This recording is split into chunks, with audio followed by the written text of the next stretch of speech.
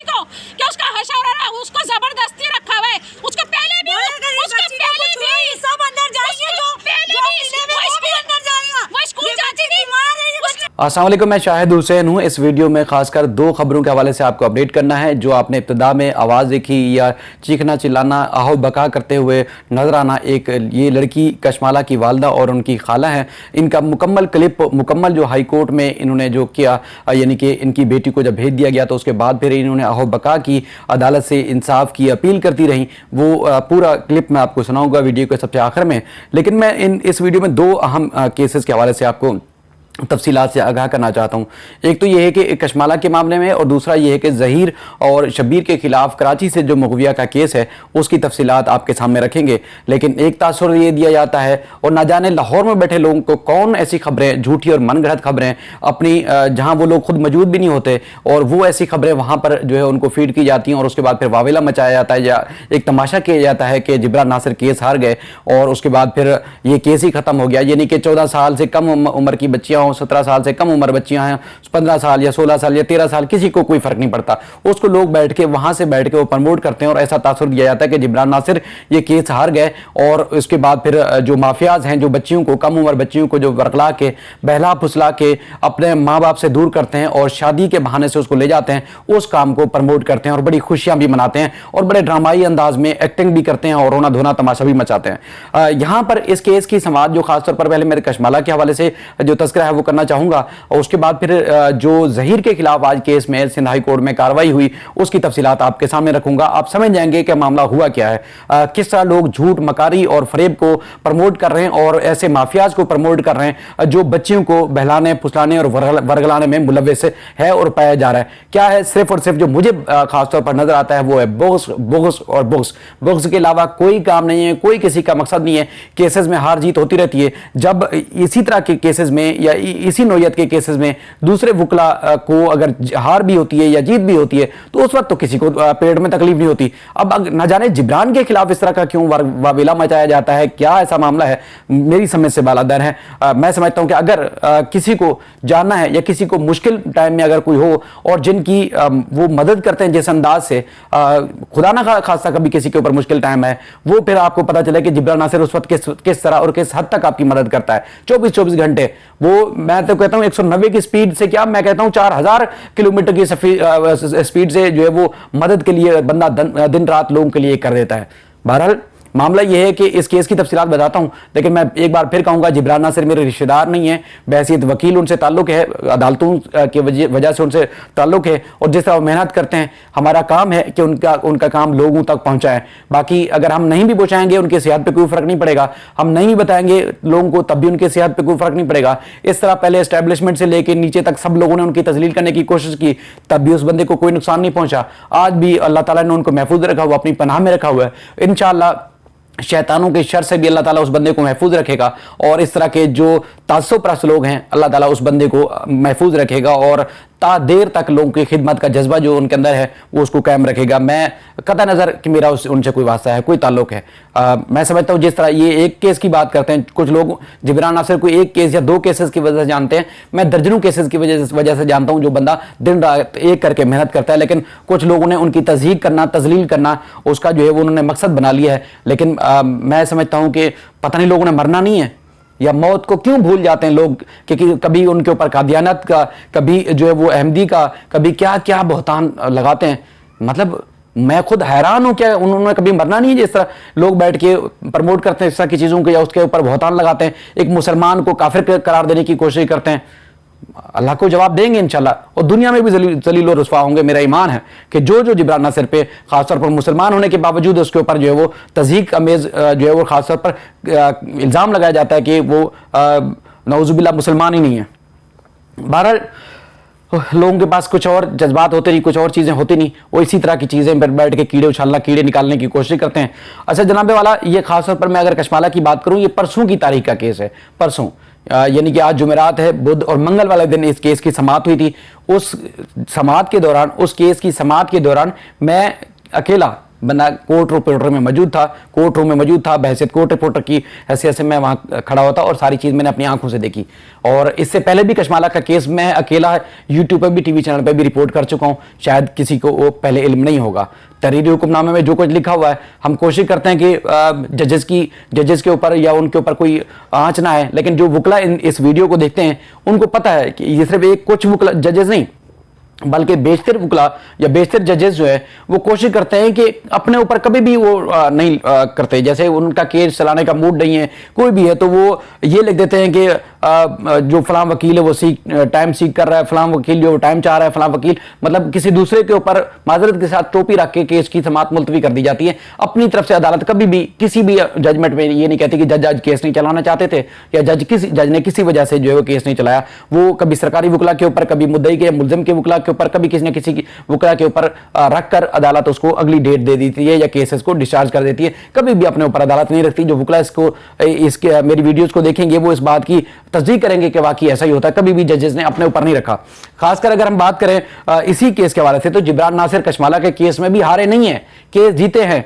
पहले आपको याद होगा जुनैद गफ्फार ने जो मेहदी अली काज़मी साहब की साहबजादी हैं उनके साथ क्या किया था, बयान रिकॉर्ड किया, तहरीरी हुक्मनामा जारी किया और भेज दिया। सुप्रीम कोर्ट तक उनको जाना पड़ा, मामला ट्रायल कोर्ट में गया और ट्रायल कोर्ट में जाने के बाद जो है मुकम्मल तौर पर वो जीते केस को। तो केस जो है वो सुप्रीम कोर्ट गया। सुप्रीम कोर्ट जाने के बाद जो है वो बच्ची की उम्र का तयन हुआ और तारीख का सबसे बड़ा मेडिकल बोर्ड बना। बच्ची की उम्र का तयन हुआ और पता चला कि करीब 15 साल बच्ची की उम्र है। और उसके बाद फिर पुलिस ने किस तरह चालान पेश किया, क्या चीज़ और अब तक क्या कार्रवाई हुई है, मुलजमान जेल में कैसे गए, वो सब आपके सामने है। अच्छा, इससे पहले भी उस केस पे आने से पहले यही कशमाला वाली बात करूँ तो इसी में भी जज साहब ने जब ये केस टेकअप हुआ था पिछली दफ़ा भी, उस वक्त भी मैंने आपके सामने रिपोर्ट किया था, उस वक्त अदालत ने मुलजिम के खिलाफ कार्रवाई करने से तो रोका था पुलिस को, लेकिन ये नहीं अदालत ने हुक्म दिया था कि बच्ची को पुलिस रिकवर नहीं कर सकती, क्योंकि ट्रायल कोर्ट ने बच्ची को रिकवर करने का ऑर्डर दे रखा था आफ्ताब अहमद बुग्गियों की अदालत में। उस दिन भी पुलिस तकरीबन कोई 6:30-7 बजे तक इंतजार करती रही और जो मुलजिम और बच्ची को जो अगवाकार और बच्ची को लेके वकला, कुछ साइड के जो वकला थे यानी कि मुलजिम की तरफ से जो वकला थे वो अदालत में लेके बैठे रहे, कैंटीन में लेके बैठे रहे और जब तक पुलिस जो है वो यहाँ से हाई कोर्ट के एतराफ से गई नहीं तब तक शाम तक लेके बैठे रहे, बच्ची को छुपा के अपनी तहवील में लेके बैठे रहे। उस बच्ची को उन्होंने कहीं लेके जाने नहीं दिया। उसके बाद अगली डेट आती है यानी कि परसों की डेट आती है। परसों की डेट पे भी मैं जैसे पहले तज़किरा कर चुका हूं कि सिर्फ और सिर्फ मैं कमरा अदालत में मौजूद था, इसके अलावा कोई नहीं था। तो उस वक्त भी अदालत ने पूछा, पहले तो सरकारी वकील जान मोहम्मद साहब जो है एडिशनल एडवोकेट जनरल सिंध हैं, जान मोहम्मद साहब, उन्होंने अदालत को बताया कि बच्ची का 161 का बयान रिकॉर्ड हो चुका है पुलिस के सामने और बच्ची ने इनकार किया है कि उसको किसी ने अगवा नहीं किया। और उसके बाद फिर अदालत ने कहा कि फिर बच्ची ने बयान दिया है तो फिर उसको जो है वो क्यों नहीं किया गया, मुकदमा सी क्लास की चालान रिपोर्ट जो है क्यों पेश नहीं की गई। यानी कि ये कुरंगी थाने का केस है और मुकदमा नंबर 450/2022, ठीक है। और उसके बाद फिर सी क्लास क्यों नहीं किया गया। उसके बाद फिर जज साहब ने तफ्तीशी अफसर की साजिश की कि जो जिन सेक्शन यानी 370, अच्छा ये भी अदालत को बताया गया 364A और 375 भी उस केस में लगाया गया है। तो अदालत ने कहा कि अगर बच्ची का रिकॉर्ड बयान रिकॉर्ड हो चुका है तो इसको फिर मुकदमे को सी क्लास क्यों नहीं किया। तफ्तीशी अफसर की साजिश की और हालांकि तफ्तीशी अफसर ने ये नहीं कहा कि मैं जो है वो अपनी कंसर्न दे रहा हूं या मैं इस बात की यकीन दहानी करा रहा हूं कि नहीं मैं मुकदमा जाके सी क्लास करूंगा, लेकिन अदालत ने आज खुद कहा, यानी जस्टिस के क्या साहब ने ये बात की कि किसी भी की साइड से ये नहीं कहा गया कि मुकदमा सी क्लास किया जा रहा है। जज साहब ने खुद कहा कि क्यों नहीं किया जा रहा, यानी कि जब ये तफ्तीशी अफसर का बयान रिकॉर्ड हुआ और सारी चीजें हुई, ये से मुताल्लिक जो है बात हुई, जिब्रान नासिर भी रोस्टम पर मौजूद थे, मुलजिम की तरफ से भी लोग रोस्टम पर मौजूद थे, सरकारी वकला भी थे, तफ्तीशी अफसरान भी मौजूद थे। तो उस दौरान जब ये बात हो गई तो फिर सीनियर जज यानी के आगा साहब ने जस्टिस जुल्फकार सांगी साहब से कुछ गुफ्तगू की। उसके बाद फिर तफ्तीशी अफसर की साजिश की, साजिश करने के बाद कि अब तक मुकदमा सी क्लास क्यों नहीं किया। और उसके बाद फिर जब ऑर्डर लिखवाया, जिब्रान नासिर जब ऑर्डर लिखवा रहे थे तो उस वक्त अदालत से उन्होंने कहा कि सारी बच्ची की उम्र का तयन होना है और ये मामला जो है वो ऐसे कैसे हो सकता है। तो उन्होंने कहा कि आपको अगर सिंध हाई कोर्ट के ऑर्डर से एतराज होगा तो आप सुप्रीम कोर्ट जाए तो जा सकते हैं। जज साहब ने अपने रिमार्क्स में कहा, जिब्रान नासिर को जवाब दिया। उसके बाद फिर जिब्रान नासिर ने इसके अलावा कोई बात नहीं की, इसके अलावा भी कोई बात नहीं की। अच्छा, उसके बाद फिर तफ्तीशी अफसर को साजिश की और उसके बाद फिर उन्होंने अपना हुक्मनामा जारी किया। मैं ये हुक्मनामा आपके सामने पढ़ के सुना रहा हूं, मैं चाह रहा था कि वीडियो लंबी ना हो।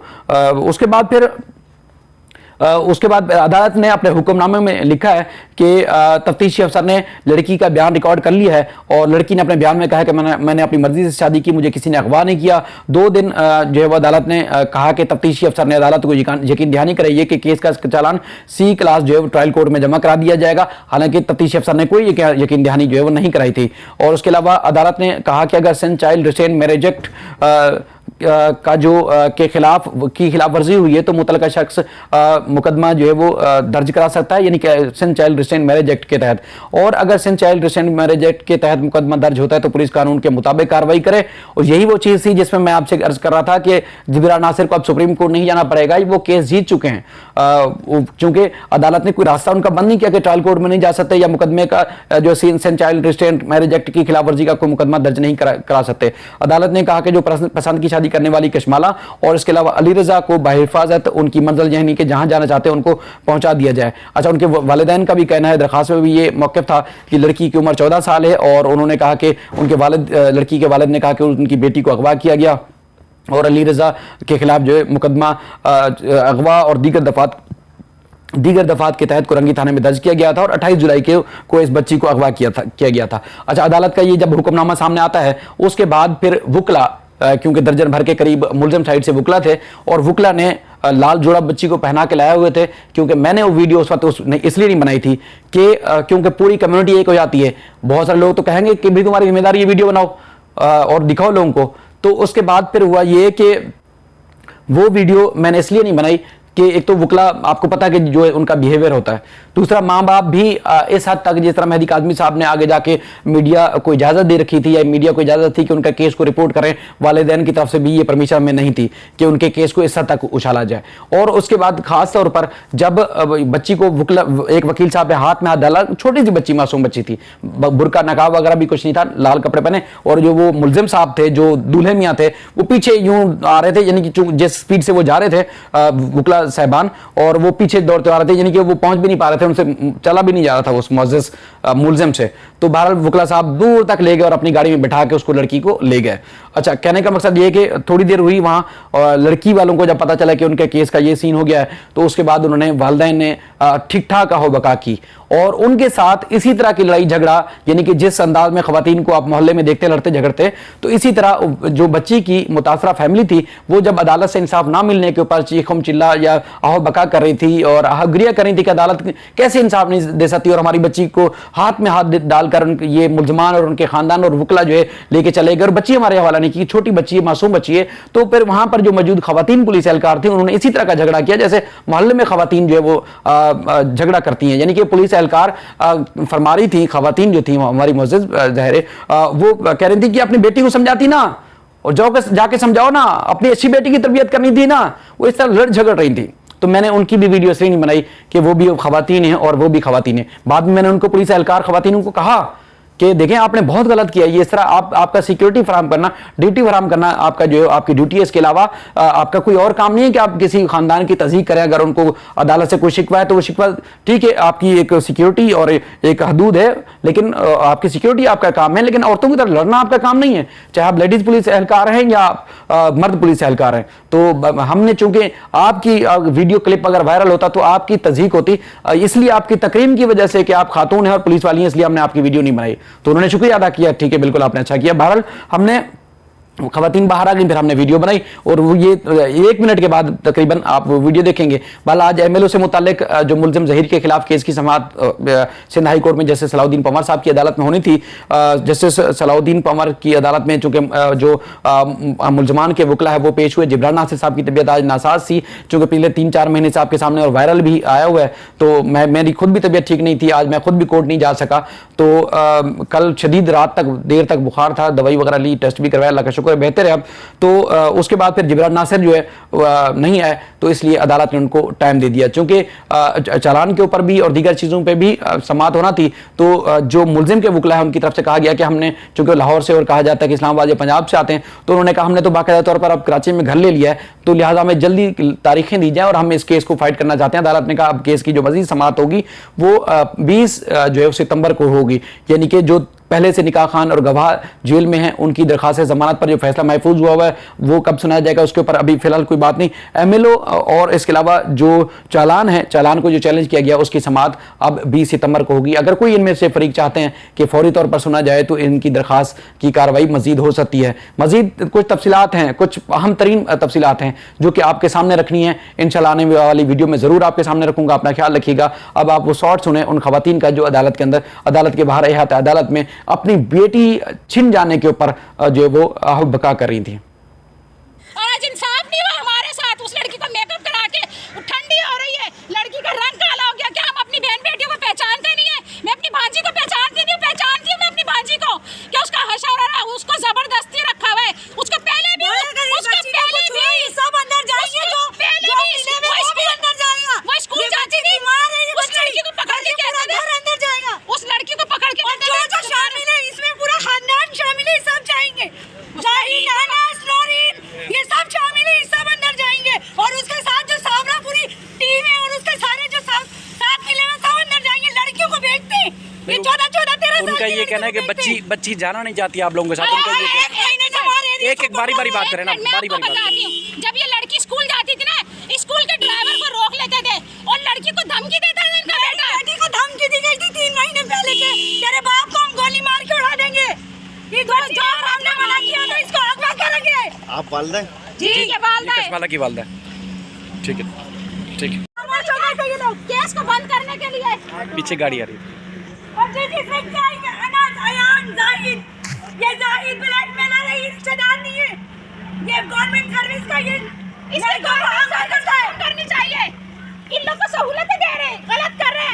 हमारी वीडियो बना रहे हैं ना तो ये सोशल मीडिया में डालें कि 14 साल की लड़की को बाजियाब करवाएं। इन्होंने जबरदस्ती रखा हुआ है और अभी फैसला गलत हुआ है, गलत फैसला किया इन लोगों ने। इन्होंने कहा था हम लड़की को बैतुल माल में भेज देंगे, इस लड़के से अलग कर देंगे, फिर क्यों नहीं किया? 14 साल की लड़की को किस लिए रखा है? कब निकाह होता है 14 साल की लड़की को? 18 साल का बना के दे दिया। और ये जाहिद ये शामिल है, इसको बुलाओ। सामने कोई ढंग की औरत थोड़ी है, पूरा मोहल्ला जानता है। जाए आप मेरे मोहल्ले वाले से पूछें कि हम फैमिली हमारी कैसी है और उसकी कैसी है। ठीक है।